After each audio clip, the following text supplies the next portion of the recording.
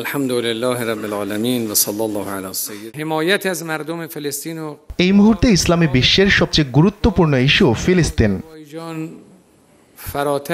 কোনো সন্দেহ নেই যে আজারবাইজান ও ইরানের জনগণ তাদের ফিলিস্তিনি ভাইদের পাশে রয়েছে। একই সাথে আগ্রাসী ইসরায়েলের বিরুদ্ধে তাদের অবস্থানও সুদৃঢ়। তবে এই বিষয়ে ইসলামী দেশগুলোর ঘুম ভাঙতে হবে। তাদের উচিত নির্যাতিত ভাইদের জন্য এগিয়ে আসা। অন্যথায় হাতে গোনা দু একটি দেশ দানবীয় শক্তির বিরুদ্ধে লড়াই করতে পারবে না। আজারবাইজানের সাথে আমাদের সম্পর্কটা শুধু প্রতিবেশীর নয়, বরং আত্মীয়তার মতো। দুই দেশের মধ্যকার এই সম্পর্ক এবং সংযোগের ভিত্তি নিহিত আমাদের উভয়ের একক এবং অভিন্ন বিশ্বাসের মধ্যে। দুটি মুসলিম দেশের মধ্যকার সম্পর্ককে ইরান সবসময় গুরুত্বের সঙ্গে দেখে। সংঘাতময় নাগোর্নো কারাবাখ যে আজারবাইজানের অংশ, একেবারে প্রথম দিকেই বিষয়টিকে সমর্থন করেছিল তেহরান। আমাদের সর্বোচ্চ ধর্মীয় নেতা আয়াতুল্লাহ খামেনি এবং ঊর্ধ্বতন কর্মকর্তারা বরাবরই এই সমর্থনের কথা উল্লেখ করে এসেছেন।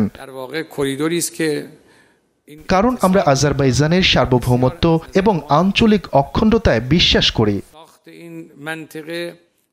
আরাস করিডোর আমাদের উভয় দেশের জন্যই গুরুত্বপূর্ণ। আশা করছি নির্ধারিত মেয়াদ শেষ হওয়ার আগেই প্রকল্পের কাজ শেষ হবে। ইরান ও আজারবাইজানের জন্য এই করিডোর কৌশলগত একটি রাস্তা। আমরা মনে করি দুই দেশের মধ্যেই যোগাযোগ আরও বাড়াতে এই করিডোর খুবই জরুরি। আমরা কেবল ইরান এবং আজারবাইজানের মধ্যে সহযোগিতা অব্যাহত রাখব না, বরং আঞ্চলিক এবং আন্তঃআঞ্চলিক সহযোগিতাও বাড়াতে কাজ করে যাব।